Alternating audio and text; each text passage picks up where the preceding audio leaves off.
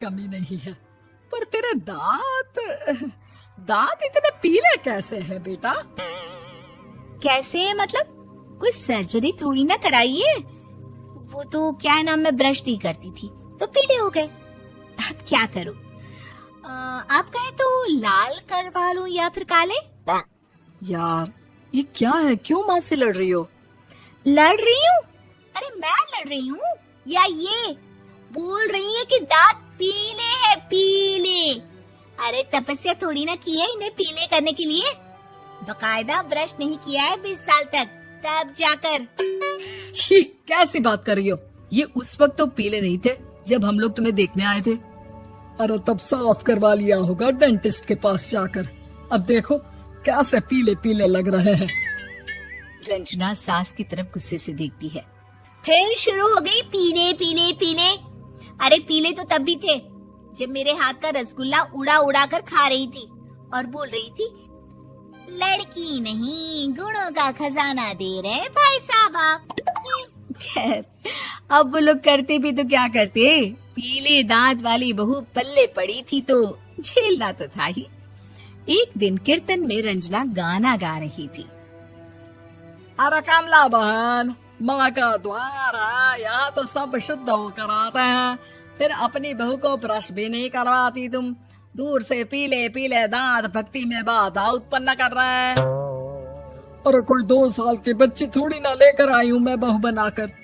अच्छी खासी लड़की है, अरे कैसे करवाऊं ब्रश? ये तो उसे खुद करना चाहिए ना। अब माँ बाप तो इसके जैसे तैसे निपटा दिए, ये नहीं सोचा कि सास कैसे संभालेगी। सास बहू को लेकर घर आ जाती है, लेकिन सोच लेती है कि अब इसे लेकर कहीं नहीं जाएगी। अगले रोज बहू कहती है, अरे क्या हो गया, मंदिर नहीं जाना क्या? कीर्तन का वक्त हो रहा है। मेरी मधुर वाणी से कान्हा जी जागते हैं और सोते हैं। आप तो जानती है ना उनकी भक्ति में कितना मन लगता है मेरा। वो क्या है ना, तबीयत ठीक नहीं लग रही है मेरी, आराम करूंगी मैं। तबीयत ठीक नहीं लग रही? अभी तो मिथुन के गाने पर नाच रही थी आप, और अब बोल रही है कि तबीयत ठीक नहीं लग रही। अरे भक्ति में मन लगा लो सासू माँ, ऊपर जाना है, क्या मुंह दिखाओगी आप? हाँ? सास को बहू की बात पर गुस्सा आ जाता है। मैं क्या मुंह दिखाऊंगी, इसकी चिंता तो ना कर, समझी? अपने मुंह की चिंता कर, जो ये पीले पीले दांत लेकर हर जगह पहुंच जाती है। पता है लोग कितना मजाक बनाते हैं।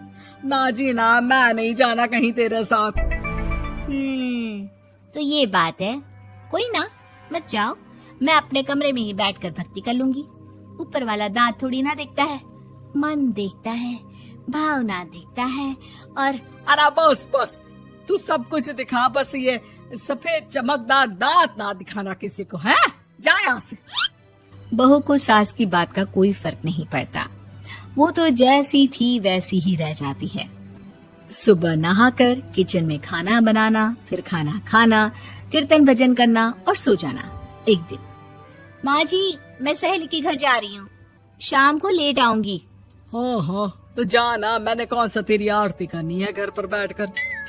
रंजना सहेली के घर जाती है, जहाँ वो पार्टी में जाने की तैयारी कर रही होती है। अरे शिखा, कहाँ जाने की तैयारी कर रही है? मैं गलत वक्त पर आ गई क्या? अरे नहीं यार, उल्टा सही वक्त पर आ गया। मैंने ये साड़ी और ज्वेलरी निकाली है यार, शाम को इनके ऑफिस की एक पार्टी में जाना है। बताना कैसा लग रहा है ये सब? नहीं यार, इस ड्रेस के साथ तो वो वाली ज्वेलरी अच्छी लगेगी। हाँ हाँ सही बोल रही है, मैंने ध्यान ही नहीं दिया। वैसे तो हमेशा से मस्त फैशन सेंस रखती है। तो बड़ा जाती होगी ना पति के साथ पार्टी में। रंजना कुछ नहीं बोलती, बस सोचती है कि यार काश ये बात सही हो जाती। पर मैं क्यों नहीं जाती पार्टी में? क्या इन लोगों की कोई पार्टी होती नहीं होगी? रंजना घर आती है और रात में पति से सवाल करती है, एक बात बताइए, आप मुझे किसी पार्टी में क्यों नहीं ले जाते? क्या आपके यहाँ ऑफिस में पार्टी नहीं होती? पति बेचारा क्या कहता कि दांत पीले हैं तुम्हारे इसलिए। अरे कोई पार्टी होती नहीं हम लोगों के ऑफिस में, तो कहाँ से लेकर जाऊं? और मार्केट, मॉल, कहीं वीकेंड घूमना, कहीं तो। अरे यार सारे हफ्ते में एक छुट्टी मिलती है, तो सोचता हूँ कि आराम ही कर लूं। क्यों? रंजना मन मार के रह जाती है। पहले कभी सास के साथ मंदिर जाया करती थी, लेकिन वो भी सास ने ले जाना बंद कर दिया। घर बैठी बैठी रंजना बोर हो जाती है। तभी उसे आइडिया आता है और वो मायके जाने का सोचती है। सासू माँ, 2 दिनों के लिए मम्मी के घर जा रही हूँ। अच्छा ठीक है, आराम से जा। और हाँ, माँ से कुछ अच्छी आदत सीख कर आना कि कैसे शरीर के हर भाग की तरह दांतों की सफाई भी जरूरी होती है, समझी? शुरू हो गई ना आप। वो लोग आपकी तरह नहीं है कि छोटी छोटी बात का बतंगड़ बना दे। उन लोगों के लिए मैं मायने रखती हूँ, ना कि मेरे पीले पीले दांत। रंजना माँ को बिना बताए उन लोगों को सरप्राइज देती है, लेकिन जैसे ही वो दरवाजे पर पहुंचती है, अंदर देखती है कि घर वाले कहीं जा रहे होते हैं। अब माँ, काश रंजना दीदी के दांतों वाली प्रॉब्लम नहीं होती तो वो भी हम लोगों के साथ चलती ना बुआ जी की बेटी की शादी में। हाँ बेटा, लेकिन अब उसे कौन समझाए कि उसको उसके पीले दांत नहीं दिखते, लेकिन उसके आसपास के लोगों को कितना एम्बैरेसिंग फील कराते हैं। मुझे तो कितनी बार उसके स्कूल की टीचर ने शिकायत की कि उसके साथ कोई लड़की बैठना भी नहीं चाहती, और ना ही कॉलेज में कोई उससे बात करना चाहता था। लेकिन पता नहीं क्यों उसे ये बात समझ में ही नहीं आती। कोई कमी नहीं है उस लड़की में, बस यही कि दांत पीले हैं। वो तो भला हो जीजा जी और उनकी माँ का, जो दीदी को जैसी है वैसे ही रखा हुआ है। रंजना को अपने घर वालों की बात सुनकर बहुत दुख होता है।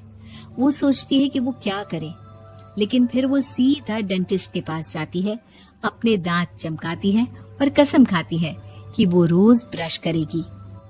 अरे क्या हो गया, तुम तो 2 दिनों के लिए गई थी ना। पर कोई ना, अच्छा है, चलो आ गई तो। रंजना सास के सामने आकर खड़ी हो जाती है और पूरी स्माइल करती है, उसके चमकदार दांतों को दिखाती हुई।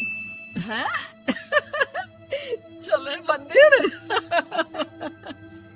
माँ, मुझे माफ कर दीजिए, मैंने आप लोगों को बहुत एम्बैरेसिंग फील करवाया। मैं आज से रोज ब्रश करूंगी।